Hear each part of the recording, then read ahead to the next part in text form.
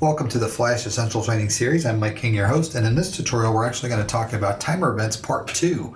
This is going to wrap up the tutorials on the timer events in ActionScript 3. So continuing where we left off on the ActionScript 3 timer events, we're going to build on our knowledge that we acquired in the first tutorial on the timers. The timer is a very important tool and useful tool in ActionScript 3. Timers can be used for delaying actions. They can be used to calculate times, they can be used as preloaders, and a variety of other uses inside of our Flash applications. Timers will repeatedly fire events based on the parameters that we give the timer using the ActionScript 3 framework. We can trigger multiple functions using a single timer in ActionScript 3, or if we prefer, multiple timers. The way in which timers operate, they're very similar to a for loop. Both code structures can be used to repeat blocks of code several times, but as we discussed in the first tutorial on timers, a timer is much more efficient with memory and CPU utilization than a for loop.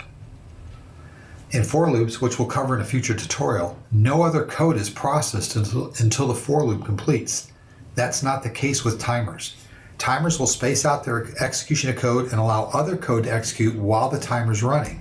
This is a very important aspect of timers and one that we'll discuss as we move through the tutorial series. So reviewing the timer syntax.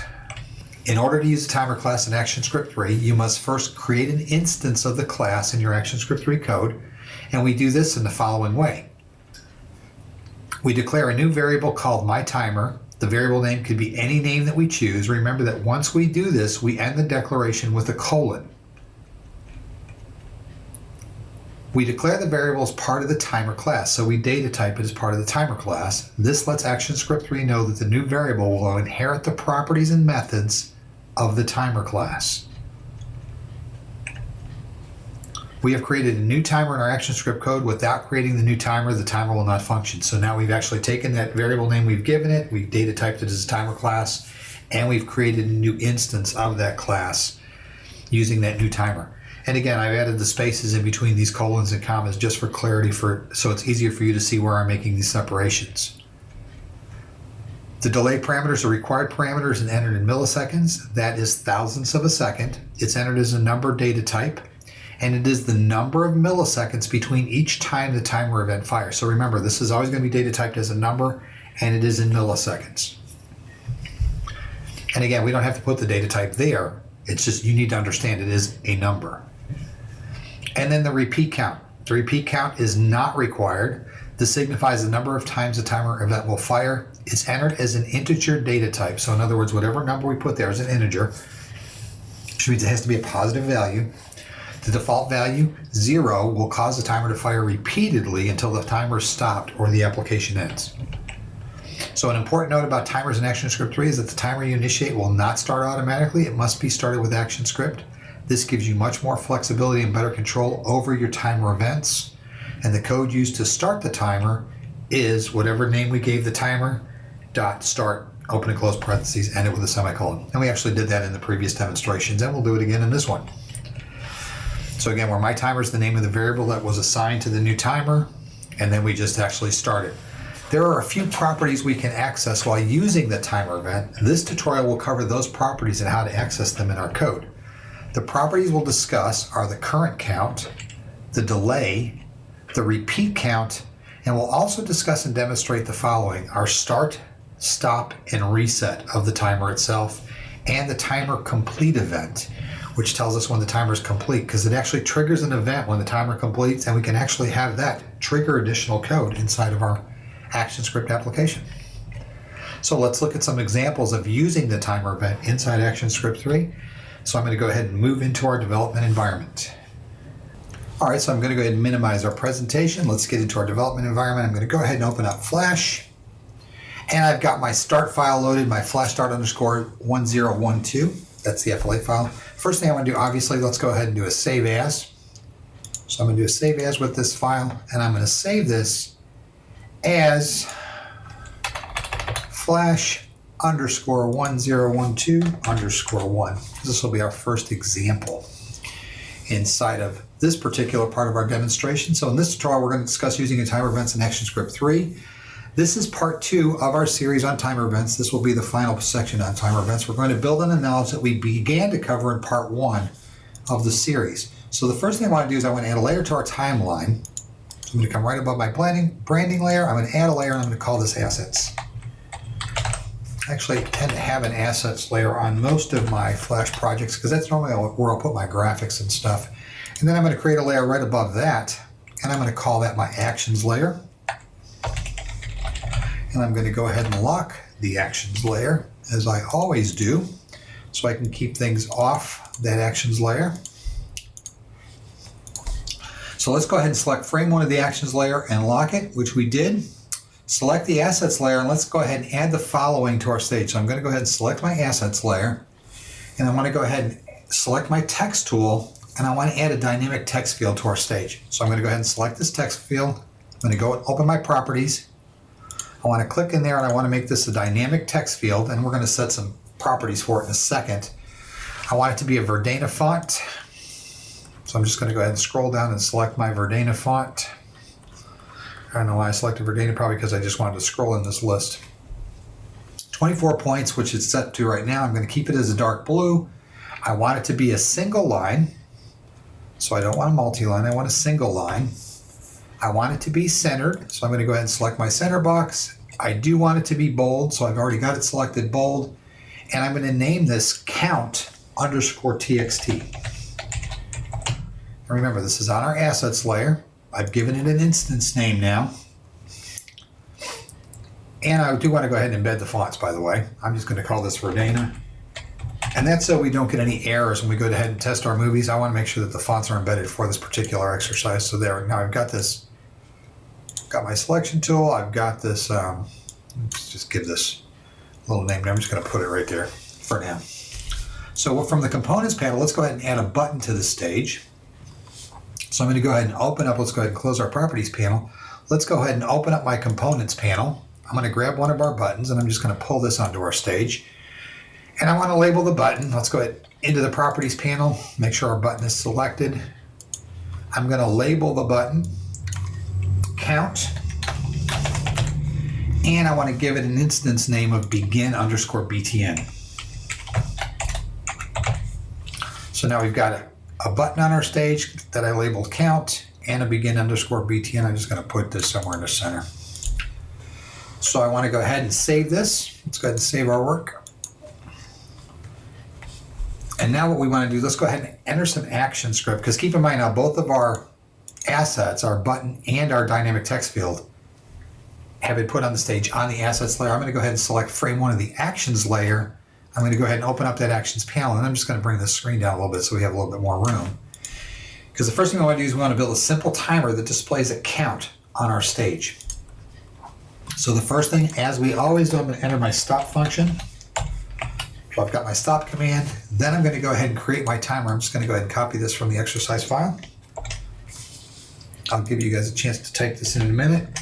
And notice I'm creating a variable called my timer. I'm data typing it as a timer, and then I'm creating a new instance of that timer with a 1 second interval and a repeat of 10 as the parameters for that particular timer. Hit the enter key. And now what I want to do is I'm going to add some event listeners. So right below where we created that timer, I'm going to put an event listener on my button, my begin_btn button. I'm going to add an event listener listening for a mouse click, and it's going to run a function called begin count. And then I'm also adding an event listener to my timer event, and it's going to run a function called update text, and it's listening for the timer event trigger. So there's 2 functions now that we've got to create. Good time for you to pause if you want to catch up. Now the first thing I'll do, let's go ahead and create that begin count function, and we'll talk about that in 1 second. So now I've got this begin count function, and it's listening for a mouse event. And remember, this variable, this E that I'm using, I could make this anything I wanted to. It's just actually assigning the mouse event to that particular variable. Normally I call it E or EVT. Doesn't make a real difference what I call it. Let's go ahead and save those changes. But I'm listening for the mouse event, and when the mouse event occurs, I'm starting my timer. So this time, unlike what we did in the previous demonstration, we're actually starting our timer by triggering a button. And I wanted to demonstrate that right off the bat, that you can have that myTimer.start anywhere in your code. We're actually going to use a button to trigger for this particular example. And then when that timer triggers, it's going to run another function. And we're going to put that in right below this guy. And this function is update text. Remember, we're calling it right up here where we update our text. And again, he's listening for a timer event. We're data typing it as void. We're not expecting any returns. But when that timer event occurs, he's going to trace myTimer.currentCount to the output panel. Then he's going to take the variable update equal myTimer.currentCount, and he's going to currentCount.text, and that's going to equal update. So what he's basically doing is he's putting a value inside that count_txt dynamic text field. So now we declare the timer that we'll be using in the exercise. We did that right here. Let's go through this code. In fact, actually, right now would be a great time to pause if you want to catch up, and then we'll walk through all the code so you totally understand it before we demonstrate it. Let's go ahead and save all our changes. Now let's go ahead and talk through all the code. So the first thing we do, we put in the stop command to stop the timeline from moving forward. Now we declare the timer that we'll be using in the exercise. The name we have chosen for this timer is myTimer. We've made it part of the timer class and initiated a new timer for ActionScript. We've given it a delay parameter of 1000 milliseconds, which is equal to 1 second, and a repeat count of 10. Remember, the repeat count parameter is optional. Now we've added an event listener for our button. Since a button will be used to start our function, we needed a way to assign the code to the button. Using the mouse event click, we've accomplished this purpose. We also told the event listener that when it detects the click, it's to execute a function called beginCount. We set up our beginCount function to start our timer. Remember that the timer will not start until we execute the start timer function. Notice that we use the variable name of the timer to identify which timer, if we had more than one, that we wanted to start. And that's key to understanding why we use this name. We could have hundreds of timers inside of our Flash applications. And that's why we use the name, and we're telling it specifically which timer we want to start. Next, we add an event listener for the timer variable, the myTimer variable. When we start the timer, this event listener will become active, and as such, we'll execute the function update text, which will then run the code in the update text function. The update text function is accomplishing a couple of things for us. First, we're tracing one of the properties of the timer event to the output panel. Of course, that's not required. We're just using the output panel as a way to view the code as it's executing. Next, we're creating a variable inside of our function called update. Remember from an earlier tutorial that this variable only resides in the function itself. Once the function code terminates, the variable no longer exists. We've assigned a value to that variable of the current count of myTimer variable. Current count is one of the properties of the timer class. And we talked about that in the presentation. Then we've assigned the count_txt.text to display the value that's being stored in the update variable. Remember, we set up the text field on the stage as a dynamic text field in order for us to update its contents using ActionScript. This line allows us to make that update. So let's go ahead and save all this work. You should have already typed all your stuff in. I'm going to go ahead and reposition there we go. I want to make sure that we stay inside of our development environment. I want to go ahead and test this application. Control-Enter on Windows, Command-Return in the Mac. And you'll notice now we've got our display up, and as soon as I hit that count, I actually start running those timers, and it's actually updating the count for us inside of that dynamic text field. And keep in mind, this time it was triggered. It's going to stop at 10 because if you remember, we actually put 10 as the repeat count, but it was triggered by pushing that count button. That's what actually triggered our timer. So it's kind of cool. Now we didn't do a reset, but we're going to do some more of that in a future exercise. It's kind of cool. So now what we've done is we've actually triggered it by using user input to begin the counter. Okay, so let's go ahead and make a few changes to this. Let's go ahead and select, I'm going to go back into our timeline. I'll just leave it like it is. You don't really need to see the stage. I'm going to go ahead and select frame one of the actions layer, open up the actions panel. And the first thing I want to do is let's go ahead and remove the repeat count from our particular code. So I'm going to take the repeat count out. I want to do a save as because I don't want to overwrite our first file. Let's save this as _2 in the event you have access to the exercise files. I'm going to go ahead and close this output panel. So now we're going to remove the repeat count, And everything else should stay the same. But what I'm doing is I'm taking out the repeat count and I want to update some stuff inside my function, my update text function. So I'm going to come down here now. Remember, I have that count underscore txt.text is equal to update. And then I actually want to put in a couple more lines of code. So I'm going to come down here and I'm going to put these in, then I'll let you go ahead and copy these and then I'll explain them. Let me go ahead and scroll up. Good time to pause if you want to go ahead and copy these into your code. So let's discuss what we've done. So the first thing we did is I removed the repeat count because it's no longer needed. Based on the value that we place in the update variable, that will determine how long our timer runs. And that's why I wanted you to see what we've done here. We declared an update variable and gave it an initial value of 10. So up here at the top, let's go ahead and put that in. I'm going to declare a variable up here at the top. I'm going to say variable update equals 10 and end that with a semicolon. So I'm actually declaring a variable update, and we're actually going to use that to calculate our count, and that's what we're doing down here. Update equal update minus 1.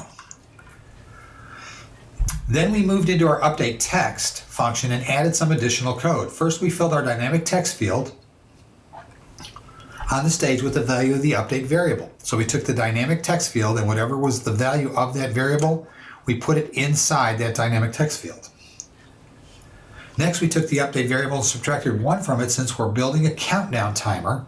So now I'm subtracting 1 from the update variable. Then we inserted an if statement or a conditional statement into the function that told the if statement that if the value of the update variable was equal to minus 1, then run these commands. So in other words, if update is equal, remember the double equal signs is a comparison operator. If it's equal to minus 1, so we've actually gone now to 0, we're equal to minus 1, the first thing I want to do is stop my timer, put into my countdown text field .text done. So we're finished with our countdown. Why negative 1, why not 0? Remember how code works. If I put 0 in that parameter, my counter would never go to 0 because as soon as it detected 0, it would print done. So I actually want the counter to go to 0, so I have to go to the next value down, which is minus 1. But we'll demonstrate that a little later on. When the value reaches minus 1, the if statement executes and the stop timer function runs and the done is printed in our dynamic text field. So we actually saved this as our _2. Let's go ahead and make sure we've saved all our changes. Let's go ahead and test this in our browser window, or in our Flash window. I'm so used to doing browser development in PHP that I keep calling this a browser window. I'm going to do a Control Enter in Windows or a Command Return in the Mac. Oh, I got an error in my code. Line 20, syntax error. So let me see what I did here. What did I do? Done. Count underscore txt.text equal done. I had the wrong quotation marks from my done when I actually copied this from my text file. It actually had the wrong marks in there. I should have caught it too because it wasn't color coded as text, as would have been in blue. So let's go ahead and save that change. Let's go ahead and test in our browser window. So now what happens when I push this count button, we actually should see the countdown now begin inside of our field. And once we get down to 10 or 0, it should say done. Hang on 1 second. First off, I didn't see a countdown. All right, so the reason I had actually forgotten to take a line of code out of my function statement. I actually want to trace this like we're doing here, but update here should not be there anymore. That's why we're actually seeing this thing counting up. It was driving me a little nuts there for a minute. It should be count text.text equal update, then update equal update minus 1, and if the update is equal to -1, then we go into the conditional statement to stop it. So let's go ahead and save those changes. Good time to pause if you need to type this in. And again, remember you want to pull that variable assignment out from the previous exercise. I'm going to go ahead and test this movie. Control Enter in Windows or Command Return in the Mac. And now when we hit this count, we should actually see it begin at 10 and count down to 0 and then stop based on how we've set up the conditional statement in our function and how we've actually set up our timer. And then it displays the done. Notice though, as you're looking at the function count for the actual countdown itself, because we're looking at the current count of the timer event, notice it went to 11 because it actually did go to -1. That's why we see 11 in that output panel. And that was one of the reasons why I wanted to trace it to the output panel. Okay, so keep in mind we're still tracing that current count in the output panel, but now the stage we'll see our numbers counting down in the dynamic text field even though they're counting up in that current count. What I do want to do is I want to go ahead and change the value to 0 in our if statement so you can see what I mean. So if this were to equal 0 instead of -1, let's go ahead and save that change. And actually I'll do save as. Let's save this as our third example so we have 2 copies of it. So this now, based on what we discussed earlier, if that goes to 0 now, we're not actually going to see the counter in our dynamic text field go to 0 because the fact that we're actually stopping it when it gets there. So let's go ahead and do a test the movie, Control Enter in Windows, Command Return in the Mac. And when we do the countdown now, you're going to see where it gets to 2, it's going to jump to done because we never really let it get down to 0. So it's going to get 2, done. And again, because it never got to that 0, because as soon as it got there, we actually told it to done. So that's one of the reasons why we went further with the -0 or the -1. We actually wanted it to get to -1.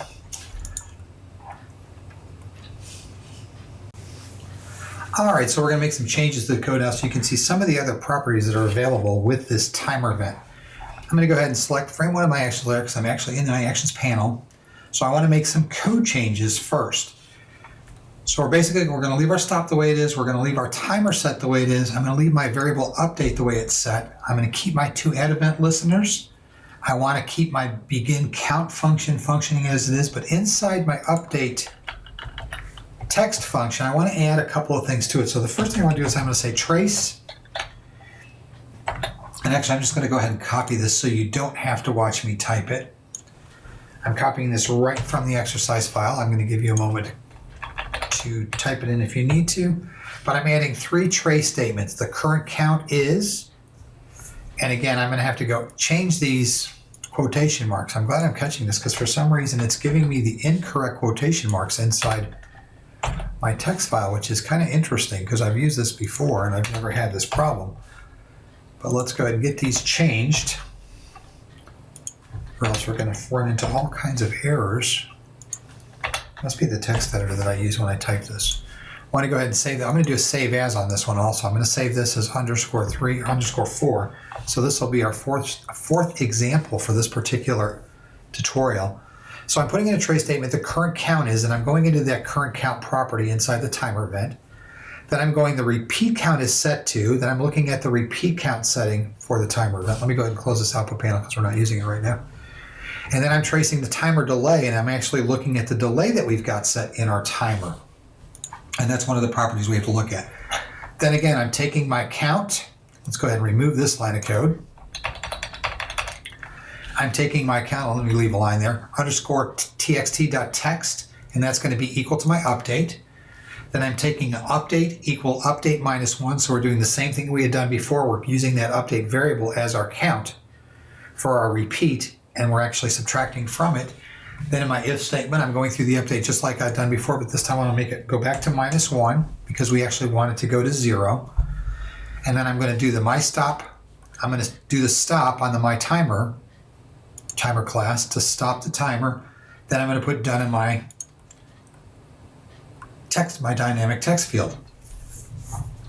So I mean, basically what we're doing now is we're tracing the properties to the output panel so that we can actually see what these properties are. Remember the concatenation symbol, the plus sign? We used it in an earlier tutorial. Here we're concatenating text with our variables, and that's what we're doing right here. We're actually using that concatenation symbol to take this text and add it to the value of these variables so we actually know what the variables are. We can actually change the values and we'll watch the output panel update as those values change, and we're going to see that when we test the movie. So let's go ahead and save all these changes. Let's go ahead and do test the movie, Control Enter in Windows, Command Return on the Mac. When we hit this, and again, now you're going to see in our output panel, it tells us what the values are.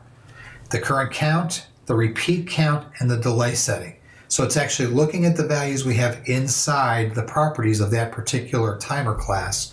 It's pulling those values out and telling us how they're set. The current count is 1, the repeat count is set to 0, and the timer delay setting is set to 1000. So it's actually going through and looking at how we've set this up. because remember we don't have a repeat count. That's why it's coming back as 0. And it's telling us how we set this up and displaying that inside of our output panel. Okay, so let's look at a reason why most developers use the timer event. And that is in the process of doing animation. That's why most developers will actually use the timer event inside of ActionScript to do animation. So what I want to do is let's go ahead and close the action panel. I'm going to go back into my timeline. I want to clear the stage of all these items. And I'm going to bring a couple things onto our stage under our assets. So the first thing I'm going to do is I'm going to go ahead, and I don't have it on there currently, but I'm going to create a new symbol on the stage because I like these aviation symbols. I'm kind of funny that way. I'm just going to go ahead and grab this onto my stage. I'm going to create a helicopter. We're going to make that a movie clip. So I'm going to hit F8 to make it a movie clip, MC helicopter. I'm going to keep the transition point in the center and make it a movie clip. Now it's added to my library. That's cool. And I should already have my rocket in there from the previous exercise if I'm not mistaken. So I've got my helicopter. Actually, I don't have my rocket in there. That's a shame. I have to go grab that one too. I thought that one was still there from the previous demonstration, but I guess it was not. So let's go ahead and grab that and make that, or bring that onto our stage also. So it's part of our, so it's part of the graphics that we have in our library. And again, I'm just going to convert that to a movie clip. F8, MC rocket.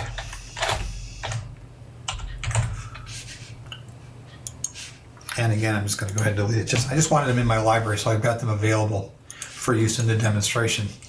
So now what I want to do, I'm going to take a copy of that helicopter symbol from the library and place it in the lower right-hand corner of the stage. So I'm going to make sure I'm on my assets layer, and I'm going to take a symbol, that helicopter symbol from the library, lower right-hand corner of my stage. I'm just going to sit it right there.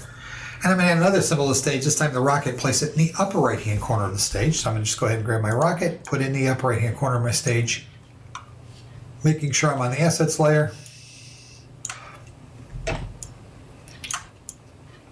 There we go. So I've got my, by the way, if you're interested, I'm holding down the space bar to get that hand symbol to move my stage around, in case you're wondering how I'm doing that. I don't know if I've ever gone through that before. All right, now I'm going to move a button onto the stage and place it in the lower left-hand corner of the stage. So I'm going to grab my button component, put this on the lower left-hand corner of our stage. I'm having a heck of a time dragging things today for some reason. And I'm going to name this my move button. So I'm just going to go ahead and make sure it's selected, go up under my properties, and I'm going to call this move_btn. That's going to be my move button. So I gave it an instance name. I want to go ahead and give this an instance name of rocket_MC. And I'm going to give our helicopter an instance name of helicopter.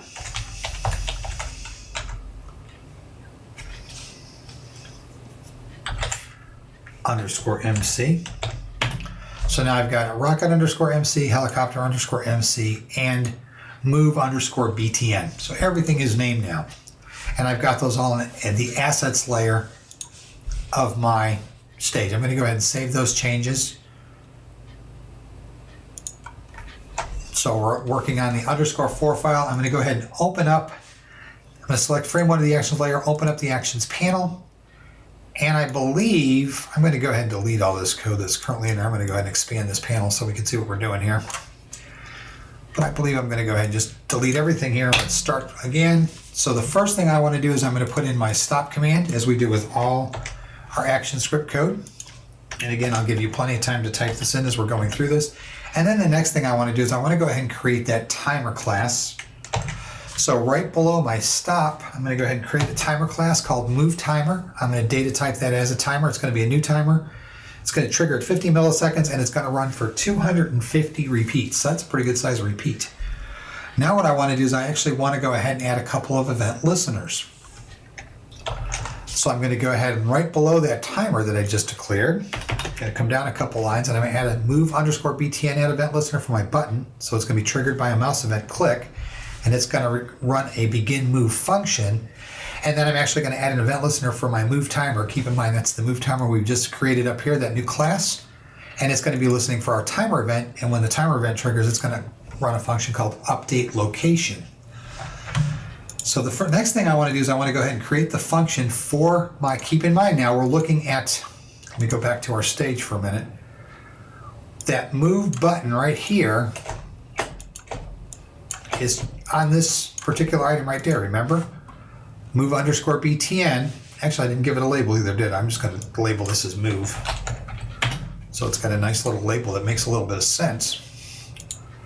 And that's what we're referring to when we go into this move underscore BTN or move button.